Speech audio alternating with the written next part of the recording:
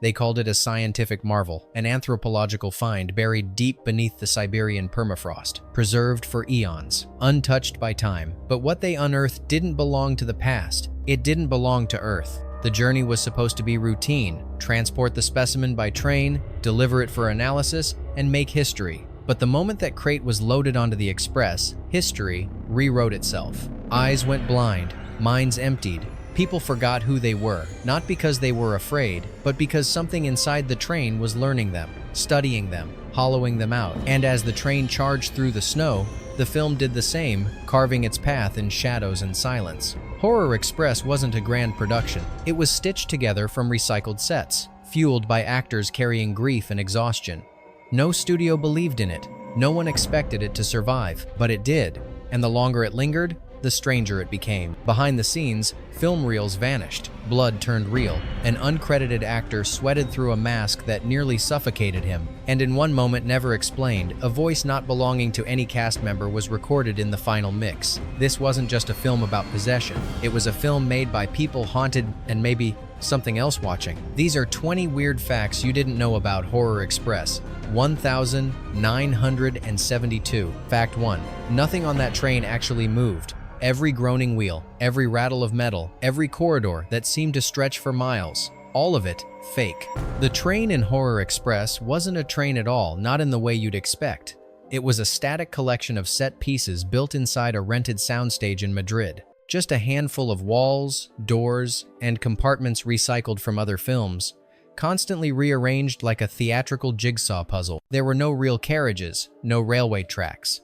The illusion of movement came entirely from clever direction and sheer discipline. The actors rehearsed their body sways like choreography, each lean timed to sound effects that mimicked the gentle rock of steel over rail. A single mistimed step could shatter the illusion. To enhance the effect, the sound team created a continuous low-frequency rumble layered under every scene, more felt than heard. They couldn't afford a real locomotive, so they engineered a space that felt like one. Not through grandeur, but through confinement, long, narrow shots that made the viewer feel trapped. And maybe that was the point, because this wasn't a journey about reaching a destination. It was about what gets inside when you're locked in with no way out. Fact 2.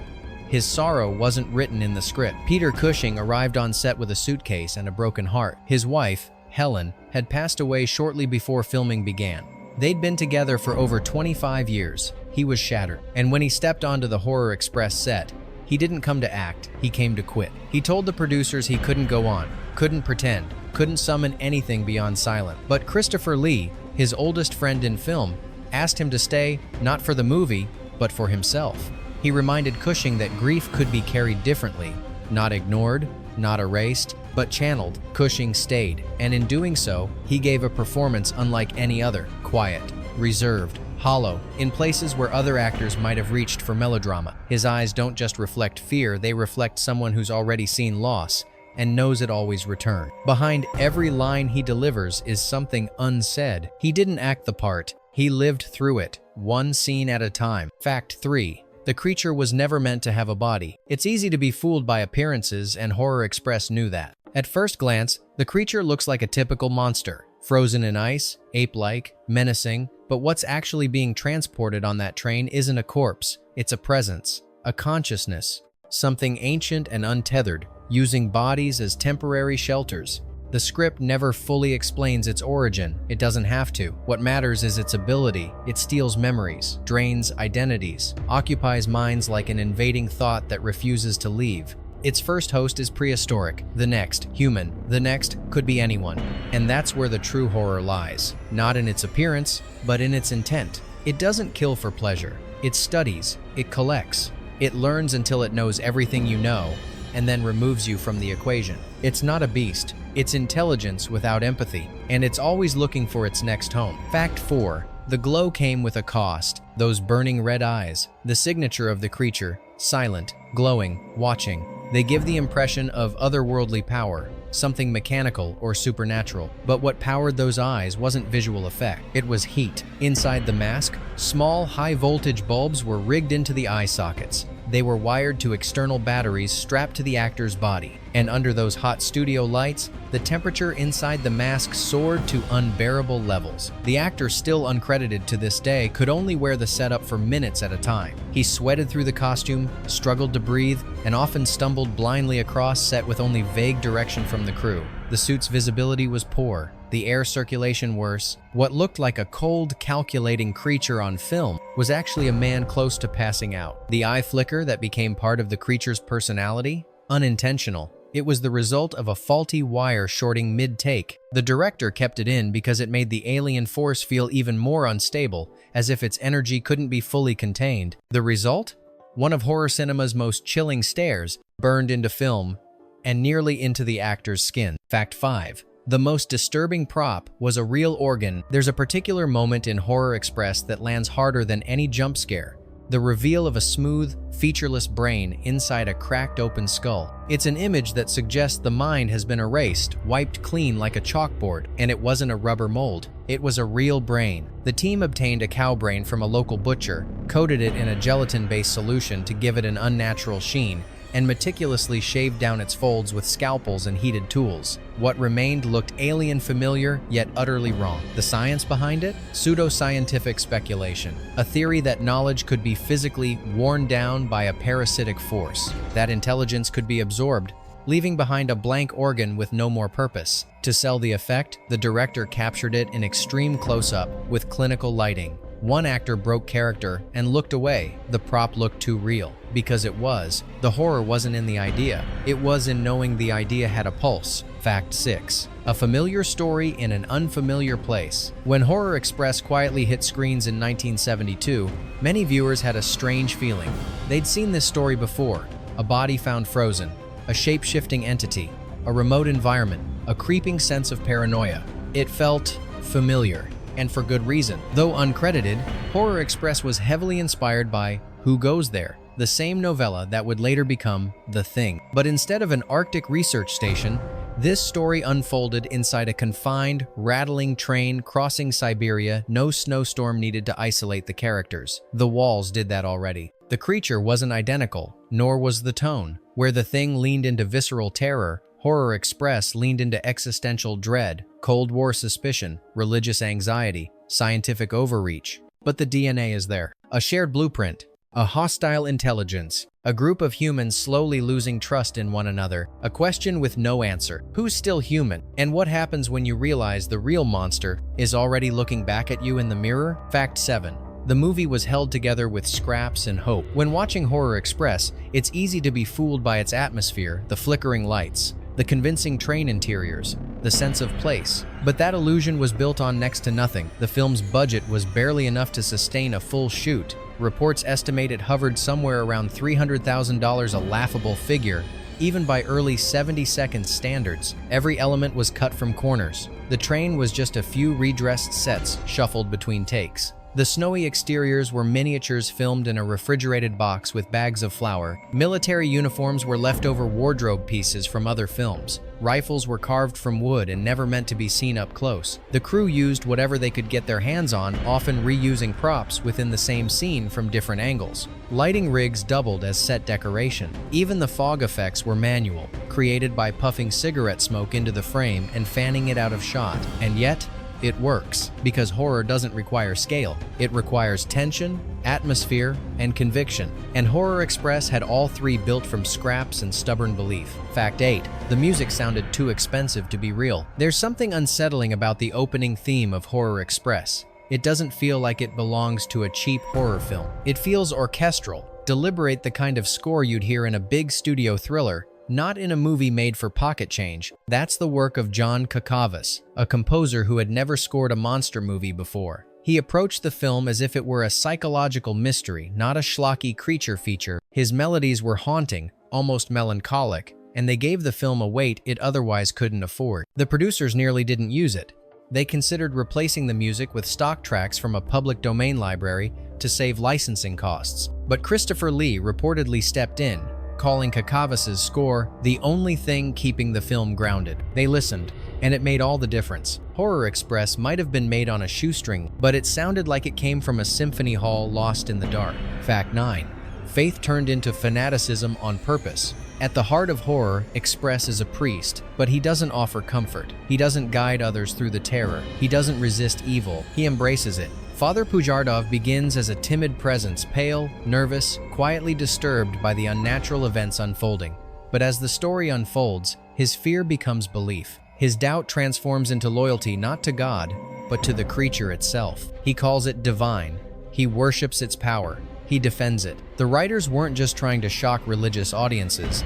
They were making a point that when people are desperate for meaning, they'll follow anything that gives them a sense of order, even destruction. This portrayal sparked backlash. Religious organizations in Spain, Italy, and Ireland protested the film's depiction of clergy. In some cases, lines were redubbed or cut entirely for TV airings. But the message remained. The priest doesn't lose his way. He just chooses the wrong thing to believe in and calls it holy. Fact 10. He collapsed in character, and they kept it. There's a scene in Horror Express where a character walks unsteadily through a dim corridor, eyes glassy, sweat dripping, words slurring as he mumbles about what he's seen.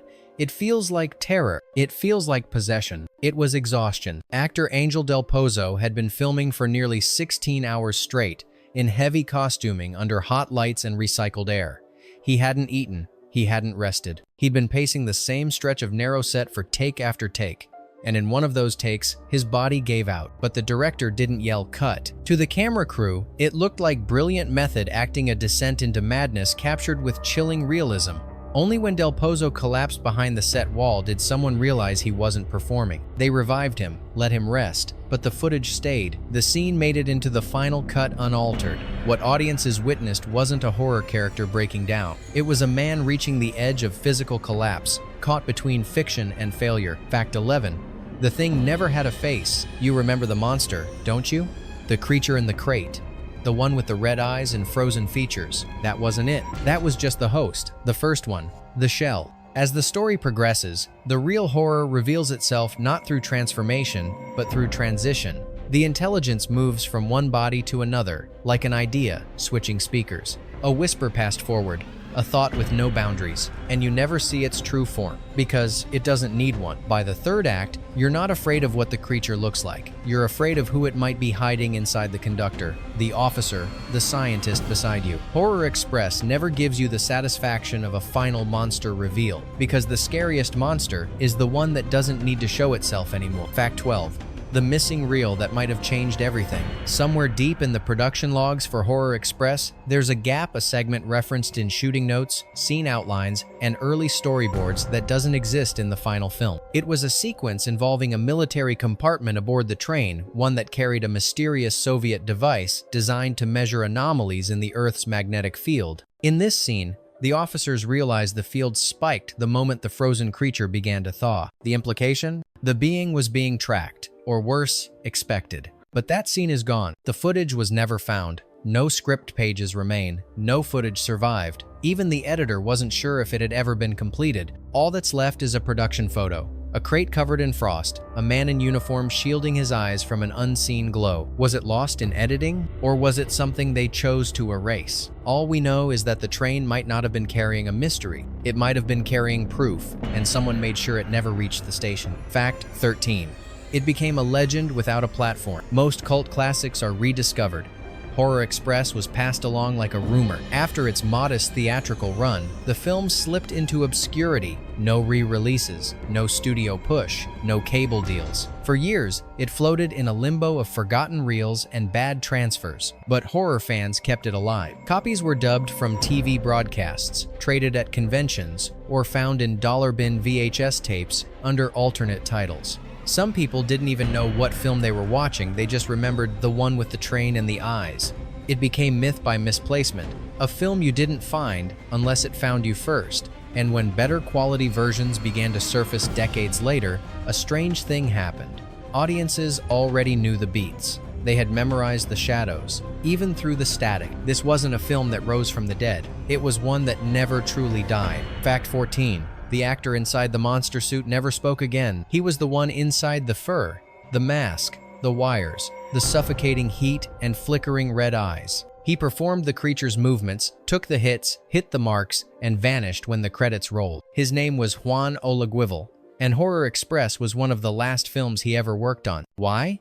Because no one remembered him. He went uncredited. His work was praised, but not attributed. The monster became iconic, faceless on screen and faceless in memory. While Christopher Lee and Peter Cushing were immortalized, he disappeared into the background. The suit nearly cost him his vision. The role never earned him a second one. He gave the creature its shape, but he left the train with nothing but bruises and silence. Fact 15. One frame defies explanation to this day. There's a moment in Horror Express, not even a second long, where the screen bends. It happens during one of the possession transitions. The film flickers, the lighting distorts. A figure seems to appear in the background and then vanish. It's easy to miss, but once you notice it, you can't unsee it. The restoration team caught it first. When reviewing the negative for remastering, they paused on that frame. It didn't belong to any camera setup. No record of the shot. No matching props. No one on the crew remembered filming it. Technically, it shouldn't be there. Some blamed damaged film stock. Others whispered about production interference. But the editor had the final word. I don't care how it got there. I care that it feels like it wanted to be. One frame. No source. Still unexplained. Fact 16. A line too personal to deliver. Christopher Lee had delivered thousands of lines in his career. Declarations of doom, whispered threats, ancient incantations. But on the set of Horror Express, one simple line left him speechless. It happened during a quiet scene. His character reflects on loss, a passing comment about the death of a child. Nothing dramatic. But Lee froze. He tried again and again. He couldn't get through it. What no one knew at the time was that Lee had recently experienced a family tragedy, one too raw to name. That line, that moment, cut into something that had nothing to do with the script. He left the set without a word. It was Peter Cushing who sat beside him in silence, both of them carrying their own grief in different shapes. No advice, no rehearsal. Later that evening, Lee returned. He said the line with no inflection, no emotion, just cold, flat delivery. It's chilling. And it's real, because sometimes the scariest thing an actor can say is something they weren't ready to say at all. Fact 17. The actor who couldn't leave the character behind, Alberto de Mendoza, played the priest. But after filming, the priest didn't let go. The role of Father Puhardov demanded a descent from nervous religious advisor to full-blown zealot, willing to serve an alien intelligence he mistook for divine judgment. It was extreme, intense, a transformation that required total surrender, and Mendoza gave it.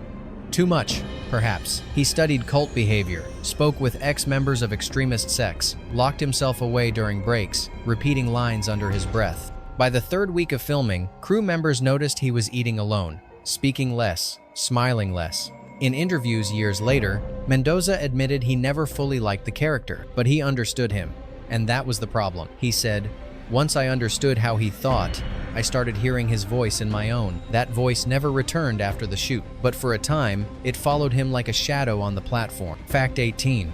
Blood that spoke for itself. It dripped. It stuck. It didn't shine under lights like syrup or dye. It looked real. Because it was. To save money and get more texture on camera, the effects team in Horror Express used real animal blood, purchased fresh from local butchers. It was mixed with thickeners to keep it from clotting too fast, and applied generously to faces, clothing, and props. At first, the result was spectacular. It read beautifully on film, but then came the smell, the heat, the stinging in the actor's eyes. On one particularly warm day, the scent became so overwhelming that a crew member vomited off camera. Christopher Lee, ever composed, allegedly refused to speak between takes, simply standing still, blood drying across his shirt, waiting for the next call. Eventually, synthetic substitutes replaced the worst of it, but by then, the damage was done. The blood made the horror believable, and it made the set unforgettable. Fact 19.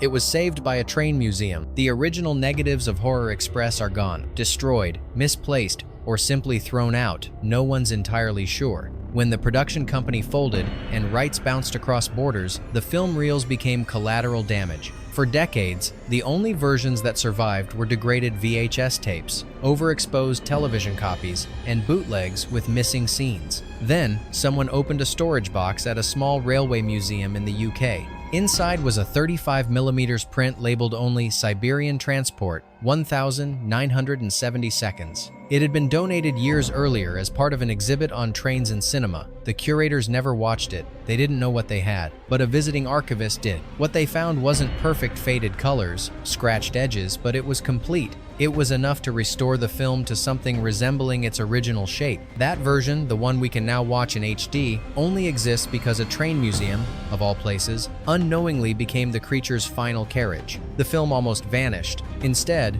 it waited on a shelf, behind glass, under dust. Fact 20.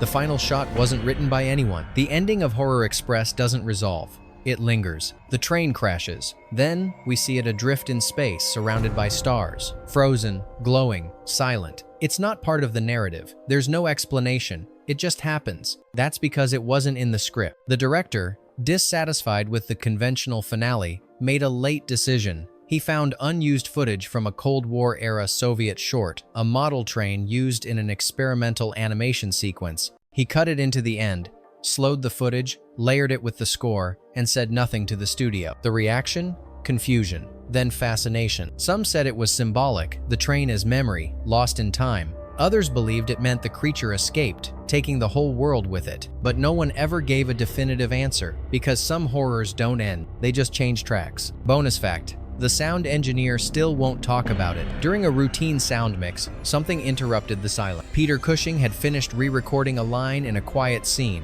The dialogue was clean, the room was locked, no other mics were live. But when the sound team played it back, they heard something else underneath. A low whisper, too soft to make out, not part of the script, not an echo, not an effect, just a voice. Faint, guttural, almost like breath, forming a word that never finishes. They checked the equipment. Nothing. The track was clean. The sound didn't exist on the waveform, but it played every time. Same spot, same intensity. Cushing listened. He didn't blink. "Leave it," he said. "It fits." The sound engineer decades later refuses to say what he heard, but he won't rewatch the film. Some believe it was an accident. Others believe it was something else. Speaking back, maybe the train never stopped. Maybe the scream buried in the reel was never meant to be heard. And maybe some stories weren't supposed to be told. But here we are. If Horror Express 1972 left something lingering in your thoughts, tell us, which fact shifted the way you saw the film? Which one left you questioning what's real? Leave your theory in the comments. Suggest the next forgotten film we should dig up. And if you haven't yet, like, subscribe, and stay close. The ride isn't over, the tracks go deeper, and something else may already be on board.